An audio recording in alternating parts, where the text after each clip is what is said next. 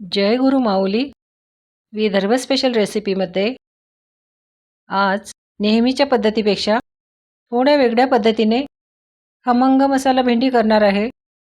टिफिनसाठी, प्रवासासाठी छान रेसिपी आहे। एकदा या पद्धतीने करून बघा, सर्वांना आवडेल। भेंडी स्वच्छ धुवून घ्यायची, कोरडी पुसून घ्यायची। मिक्सरच्या भांड्यात लसूण, कोथिंबीर, अद्रक याची पेस्ट करायची आहे। कढईमध्ये तेल हलकंसं गरम झालं, त्यामध्ये भेंडी अशी लांब कट करून घेतली, तेलामध्ये परतून घ्यायची आहे। यामध्ये लहान अर्धा चमचा मीठ, भेंडी धुतल्यानंतर कोरडी करून घ्यायची, त्यानंतर कट करायची, म्हणजे अजिबात चिकट होणार नाही। 6-7 मिनिट परतून घ्यायची, मीडियम फ्लेमवर परतायची। भेंडी अशी परतून घेतली की अजिबात चिकट होत नाही, तार तुटत नाही।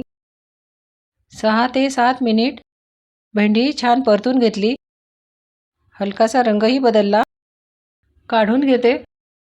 फोडणीसाठी कढईमध्ये तेल गरम झालं, मोहरी तडतडली, बारीक कट केलेला कांदा हलकासा रंग बदलेपर्यंत परतून घ्यायचा। 2 ते 3 मिनिट लो फ्लेमवर परतायचा। हलकासा रंग बदलला, यामध्ये अद्रक, लसूण, कोथिंबीर पेस्ट तेल सुटेपर्यंत परतायची।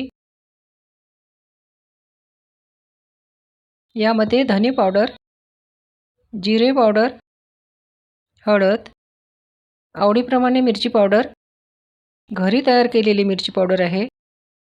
आपल्याला भाजी किती तिखट पाहिजे त्याप्रमाणे मिरची पावडर टाकायची।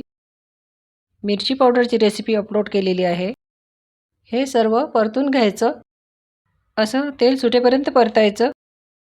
यामध्ये भेंडी, चवीनुसार मीठ मिक्स करून घ्यायचं। अशा सोप्या रेसिपी बघण्यासाठी सबस्क्राईब केले नसेल तर प्लीज सबस्क्राईब करा, बेल आयकॉन प्रेस करा, नवीन रेसिपीची नोटिफिकेशन तुम्हाला मिळेल। रेसिपी लाईक करा। असं मिक्स करून घेतल्यानंतर यावर झाकण ठेवून 2 ते 3 मिनिट भाजीला वाफ काढून घ्यायची। गॅसची फ्लेम लो ठेवायची। 2 ते 3 मिनिटानंतर अशी तळापासून मिक्स करून घ्या। यामध्ये लहान अर्धा चमचा काळा मसाला, 2 चमचे तिळाचा कूट, भाजलेल्या तिळाचा कूट आहे। यामध्ये 1 चमचा एसर मसाला, घरी तयार केलेला एसर मसाला आहे।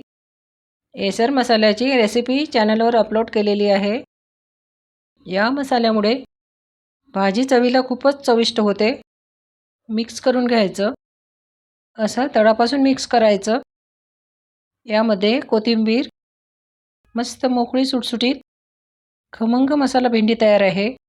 गरम गरम भेंडीची भाजी पोळी, भाकरी, वरण भाताबरोबर छान लागते।